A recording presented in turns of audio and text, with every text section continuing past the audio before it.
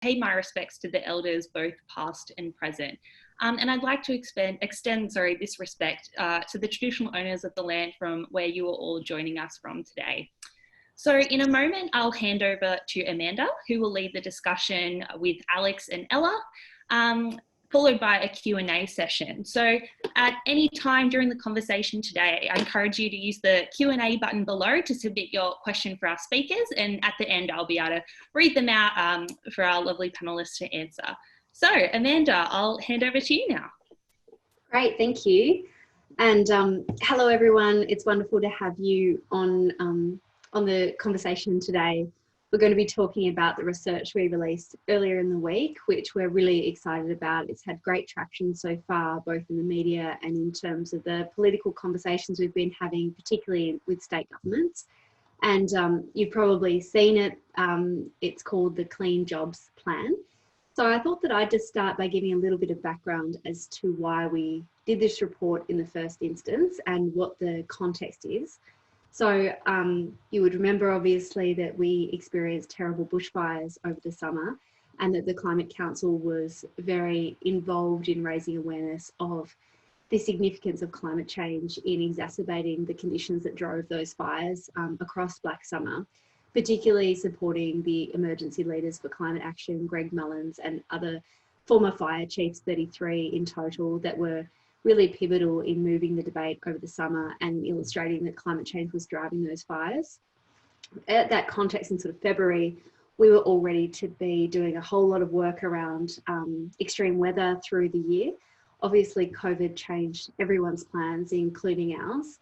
And as soon as COVID hit and the economic ramifications began to be felt, we thought it was critical to pivot and do more work on what an economic recovery could look like that would, at the same time, get people back into work, support new industries like renewable energy, but also tackle climate change at the same time. So we were looking at win-win solutions, and you'll see in our report and in the commentary from Alex and Ella later on that there's a huge amount on creating win-win scenarios. So we're very conscious that the top of mind for Australians at the moment is getting people back into work, the economic recovery. So we need to make sure that climate change is very much incorporated within that lens. And as some of you would know, I've been working on climate change for 15 odd years now. And I remember when I started working in this space, most of the arguments were about the moral challenge that we face, which is obviously part of the conversation and continues to be. But increasingly over that time, it's tackling climate change is not just a moral proposition, it's an economic one. And that's obviously from the costs of climate change impacts, like during the summer with the terrible fires, but it's also the economic opportunities in tackling climate change, investing in new industries and new opportunities, and what we describe in the report as the 21st century economy. So we tried to really apply an economic lens. So in thinking that through, Ella, the research team, Alex, worked really hard with a group called Alpha Beta, which is a consultancy firm that does excellent economic modelling. They are the key authors on the report. They did all of the detailed modelling work, and Ella will go through in more detail exactly how that sort of runs through the results. Part of the reason we went to Alpha Beta is that Andrew Charlton, who's the director there, supported Kevin Rudd as his chief economics advisor during the global financial crisis. So we believe he has a great deal of credibility. And also he's an excellent communicator, and the firm itself is excellent, not only at the economic research, but also communicating. So you'll see that demonstrated in the report. So I'll introduce Ella and Alex more fully now. Ella is our climate solutions researcher at the Climate Council. She's got experience in across public, private and not-for-profit sectors in policy and economics, and she's managed this project extremely well. We're very happy with the final product we've got. Alex is our campaigns director, leading the campaigns team. She's had many roles at the Climate Council, including founding and being the first director of the Cities Power Partnership, our big piece of work that works with local governments, and saw that program grow from nothing to over 120 local government areas around Australia. So she's a real powerhouse and has had a range of experience in other areas as well. So I did mention briefly the launch of the modelling. Yesterday, it feels like yesterday went a very long time. It was actually 2 days of intense media work. Our team, as you may know, is very well versed in gaining media coverage and generating coverage. This report was unique because we went and targeted the national press, the financial press, so we had good pieces in the Financial Review, in the Australian, in the Daily Telegraph, in the Herald Sun, but we also were very targeted at regional Australia. What Ella will tell you a bit more about is that our work is highly focused on getting regional Australia into work that is climate positive.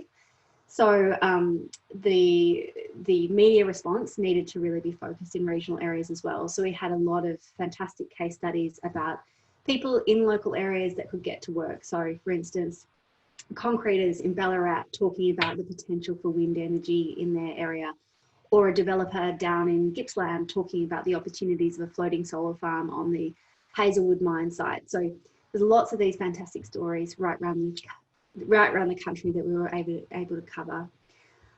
So Lisa, I might just pass on now. I think Ella's going to go straight after me to give a bit of a deep dive on modelling. Thanks so much, Amanda. I will just share my screen, so if you can bear with me for a moment.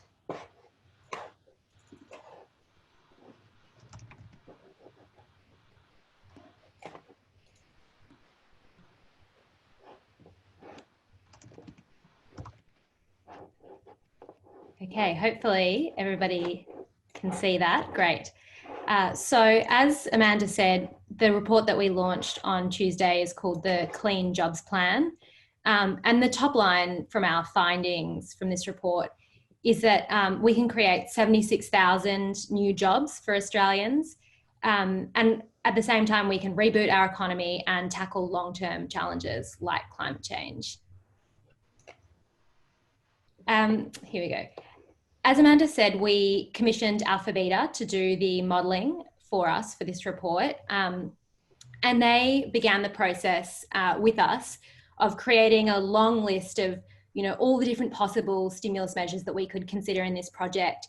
And what was really important to us was that it was both something that was a credible stimulus measure, so something that creates lots of jobs fast, but also something that was a credible emissions reductions measure. So something that put us on a path to net zero emissions.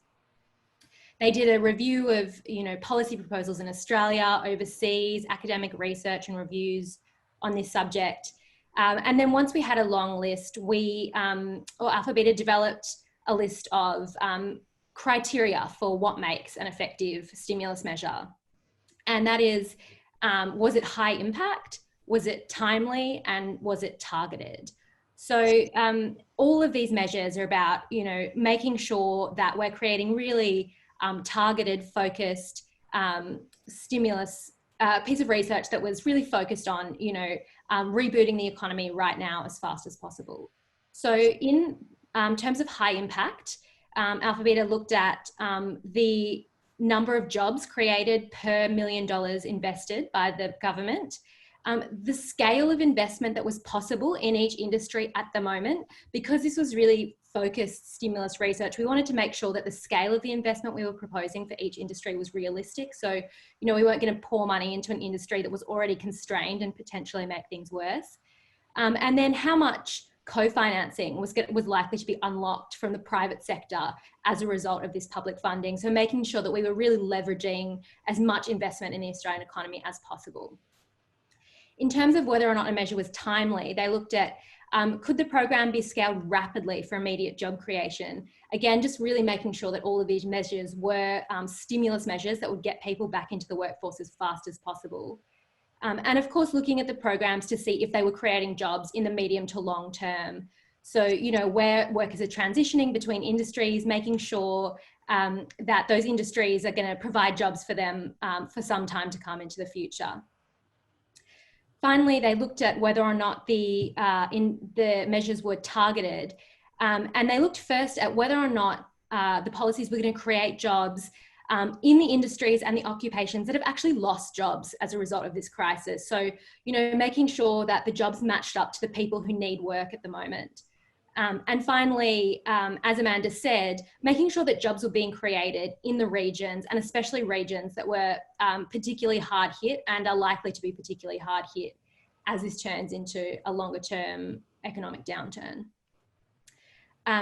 The detailed methodology on the data and all of that sort of information is all available in the report. There's both a section on the methodology, and then at the end of the report, you'll see there's an appendix where they provide quite a lot of detailed information on each measure and how that was calculated. So I won't go into all of that information now, but if you are interested, it's all in the report. And then we also analysed all of these measures at a state and territory level, and all of that information is also in the report. And I will provide an example of that later on. The key findings of the report were, first of all, as I've said, 76,000 jobs can be created by this plan. And that's over the next 3 years. So some of these jobs can start immediately, and all of them will be created within a 3-year period. This is about rebooting the economy and tackling long-term challenges like climate change at the same time. Secondly, as I said, this is a plan that helps the people and the industries that have been hardest hit by the current crisis, especially in regional areas. And I have some findings on that to dig into that a little bit deeper in a moment. The third key point is that this plan identifies thousands of job opportunities in every state and hundreds in every territory. And we created a list of priorities for each state and territory as well, based on, the key opportunities in their area and the existing policy priorities of the relevant state and territory governments, to make sure that we were creating something that was really useful for state and territory governments, that they could take and use as they're implementing their stimulus measures at the moment. Because we know that all of these governments across Australia are trying to work out how to support their economies at the moment. And so we wanted to make sure we were providing something that they could pick up and run with. Finally, one of the key points with all of this is that, when governments are investing public money, it's important that they invest it wisely. And so what we've created with this plan is a roadmap for stimulus measures that set Australia up for the future by creating jobs, kickstarting the economy, and tackling climate change simultaneously. So making sure we're, creating jobs in the growth industries of the future and tackling long-term challenges with this taxpayer investment. This is a overview of the 12 different policy opportunities that the report looks at. As I mentioned, the top line number is 76,000 new jobs. What you'll see is that the number one biggest job creator is installing additional renewable scale energy. That creates 15,000 jobs across Australia over the next 3 years. Another one of the big ones is ecosystem restoration projects. So that can create 12,000 jobs across Australia in the next 3 years. And both of these top two measures are particularly well suited to regional areas. So these are both measures where a lot of the jobs will be in regional areas. And in many cases, these jobs can be quite locally targeted. So, the regions that need the support the most can be the ones that are prioritised by state and territory governments as they implement these measures. There were a couple of really important key results that came out of the modelling work. And one of the most important ones was around making sure that we were creating a plan that wasn't just about government investment, but it was also really about leveraging investment from the private sector. And so on average, every dollar of public investment in this plan unlocks an additional $1.10 of private investment. But some of these measures are actually incredibly effective at unlocking private investment. So for example, for large scale renewable energy, for every dollar the government spends on large scale renewable energy, $3 of private sector investment is unlocked. And for other opportunities such as the green hydrogen pilots, that's $4. So there are some of these measures that really successfully unlock a lot of private investment in the Australian economy. As I mentioned, the modelling was also really focused on making sure that jobs were being created for the people who needed them most. So looking at sectors where jobs had been lost and working out whether or not there were going to be roles for those people in these plans. So about 70% of the jobs in this plan are created in administration and construction. And those are fields where over 80,000 people have already lost their jobs. And these are also both occupations where if this turns into a longer term recession, we expect these to be industries that are likely to need support long term. The other really key thing about this plan is that it provides opportunities for people who've lost their job in any industry. So about 1 in 3 of the roles require less than 12 months of retraining. So workers who've lost their job in any field can be rapidly re-employed in these programs. And it's also important to note that where more training is required, it doesn't mean that it's going to take 3 years to get anybody to fill these roles. There are many people who already have the skills required who can just transition immediately into these roles. Finally, as we've said a number of times, the plan was really focused on making sure that jobs were being created in regional areas. This is important for a couple of reasons. Historically, regional areas fare worse from long-term economic downturns, so they tend to be slower to recover. Private investment tends to come back to those areas more slowly, so it's really important to make sure that these programs were creating jobs in regional areas. And then, of course, in the current context, as Amanda was saying, we've just come through this devastating summer of bushfires where so many regional areas in Australia were incredibly hard hit, and so many areas, particularly with large tourism sectors, were already suffering. And then on top of this, we now have the COVID-19 pandemic. And so this report was really about making sure that those hard hit regions were going to be supported by this plan. As I mentioned, we also did the analysis at the state and territory level, and we did this kind of analysis for every state and territory. Again, all of that information is in the report if you're interested in a particular state or territory. As one example, I've got New South Wales here. So what we did was we looked at, first of all, how many jobs in total could be created in New South Wales through this plan. And for New South Wales, it's 20 to 25,000 across the 12 policy opportunities. The consultants looked into the existing situation in New South Wales. So the scale of the job losses, the industries where people had lost their jobs, and then the existing policy settings in New South Wales. So, making sure where possible we were tying in with, for example, the New South Wales net zero plan for reaching net zero emissions by 2050, taking into account the existing pipeline of infrastructure projects in New South Wales, especially in things like public and active transport, and looking at what could be brought forward in those plans to create jobs as fast as possible. What you can see on the side here is that one of the top opportunities in New South Wales is creating jobs in public and active transport. So bringing forward some of the measures that New South Wales was already planning to implement in a couple of years. The other big job creators are utility scale renewable energy. So New South Wales can create over 5,000 jobs over the next 3 years in that field. We also looked at which measures are financially efficient. So that means, which maximize bang for buck. So even if the total number of jobs is not as high, where do we make sure that, the jobs per $1 million being invested is as high as possible? And in New South Wales, some of the best measures for that metric included the retrofitting measures, so making sure homes are more energy efficient, which not only makes people more comfortable in their homes, but also reduces electricity bills. So it's another one of these win-win measures. And then finally, we looked at what fit with existing New South Wales policy. So, for example, New South Wales has policy around organic waste management, and so highlighting that our measures fit in really well with that existing policy.